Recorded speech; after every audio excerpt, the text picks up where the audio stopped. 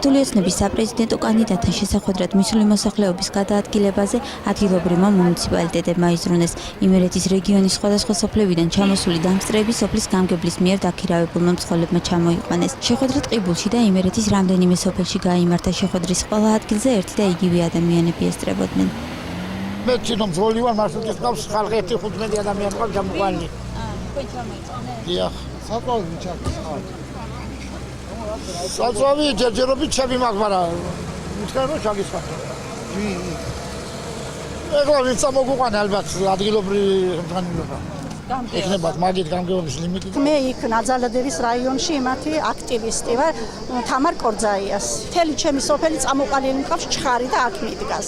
ახალგაზრდებიც და ჩემი თაობაც.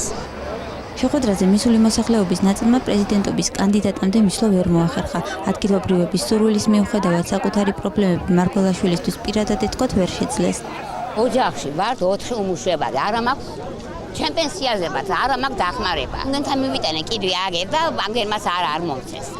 ახლა ვარ შეჩერებული ჯერჯერობით და რა ვიცი და 80 და ქემოკვდები 10 და 1 წელი ვამექო, მაინც კარგი იყო, მეცად რა იქნებოდა? ნუ გაწუხებ, არ შეგვიძლია თქვენი მოვლავა, ესე იგი, არ შეგვიძლია რომ მოგცე წამალი და რამე დახმარება. მინდით რა.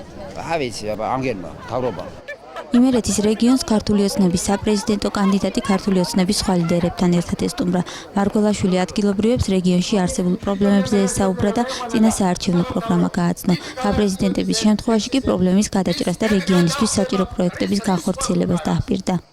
ძალიან აქტიურად გაიშლება ის ახალი პროექტი, რომელიც უკავშირდება კოოპერატივებს და ეს კოოპერატივები იქნება სრულიად ახალი ენერგია საერთოდ სოფლის მეურნეობის განვითარებაში. ეს დაიწყება სექტემბრის შუა რიცხვებით. ქართული ოცნების პრეზიდენტობის კანდიდატის წინასაარჩევნო შეხვედრები იმერეთის რეგიონში კიდევ 4 დღეს გაგრძელდება. ტყიბულელებს კი მარგველაშვილი საპრეზიდენტო არჩევნების შედეგებამდე დაემშვიდობა.